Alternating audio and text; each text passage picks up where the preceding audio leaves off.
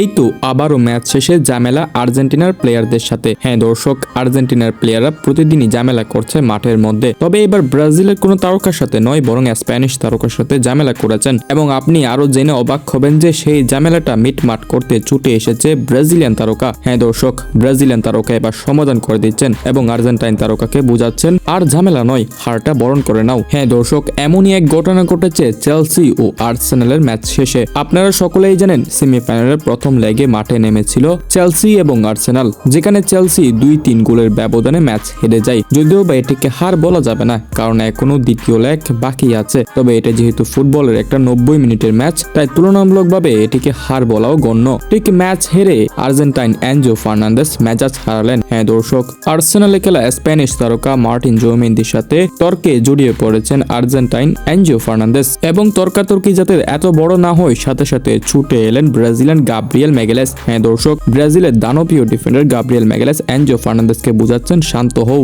একটু ঝামেলা হয়ে যেতে পারে, তবে এতে খেপে যাওয়ার কিছুই নেই। তবে আর্জেন্টাইন এনজো ফার্নান্দেস শান্ত হচ্ছেন না, তিনি বারবার জুমেন্দির কাছে ছুটে যাচ্ছিলেন। এমনকি শেষ পর্যন্ত চেলসির কোচ এসে এনজো ফার্নান্দেসকে আটকিয়ে রাখে। আপনারা সকলেই জানেন গাব্রিয়েল ম্যাগালেসের মেজাজটা কেমন। তবে এমন পরিস্থিতিতে মেজাজ না দেখিয়ে সরলতার সাথে তিনি সমাধান করলেন, কারণ একটু 19-20 হলেই রেফারি কাট তুলে দিতে পারে। এবং শেষ পর্যন্ত গাব্রিয়েল ম্যাগালেস এবং চেলসির কোচ এসে সমাধান করাই ব্যাপারটি এখানে নিভে যায়।